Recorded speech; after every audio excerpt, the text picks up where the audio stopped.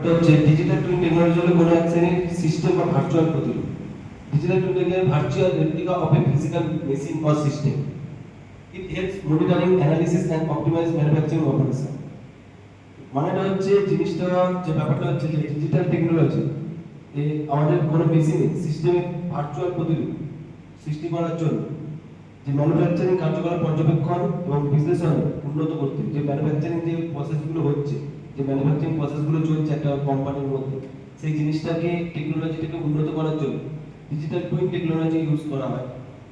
যেটা মানে আলাদাভাবে আমরা ম্যানুফ্যাকচারিং যে অপারেশনগুলোকে সেগুলোকে আরো বেটার জায়গায় নিয়ে যেতে পারি, যাতে তার মধ্যে কোনো প্রবলেম ক্রিয়েট না হয়।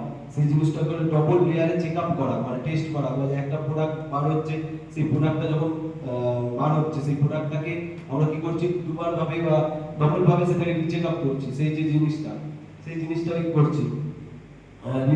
মেশিন ফেলিওর ডাউন টাইম, এর মানেটা হচ্ছে যে অনেক সময় আমরা দেখি ম্যানুফ্যাকচারিং প্রসেসে বিভিন্ন জায়গায় কোম্পানিতে মেশিন ফেলিওরের প্রবলেম থাকে, ডাউন টাইমে প্রবলেম হয়। মানে হচ্ছে কোনো প্রোডাকশন হবে, প্রোডাকশন যখন হচ্ছে, একটা প্রোডাক্ট যখন বার হচ্ছে, যে প্রোডাকশন জায়গায় ধরো একটা কোনো কোম্পানিতে একটা ব্রেক বার হচ্ছে, ব্রেক তৈরি হচ্ছে, সেটা ম্যানুফ্যাকচারিং করতে করতে তখন হঠাৎ দেখা গেল কোনো প্রোডাক্ট, মানে যে আমাদের বিভিন্ন মেশিন আছে, মেশিনের মধ্যে বিভিন্ন প্রবলেম ফল্ট হচ্ছে, হয়তো কোনো জিনিসের মেশিনের মধ্যে কোনো রকম এরর দেখা দিচ্ছে, কিছু প্রবলেম হচ্ছে, বা কোথাও কোনো ফল্ট হচ্ছে, সেই জিনিসগুলোকে আমরা চেক করব কিভাবে? সেই জিনিসগুলোকে আলাদা আলাদা প্রতিটা পার্টে, বিভিন্ন রকম পার্টে আমরা কি করব, মেশিনটা সেন্সর লাগিয়ে দেবো।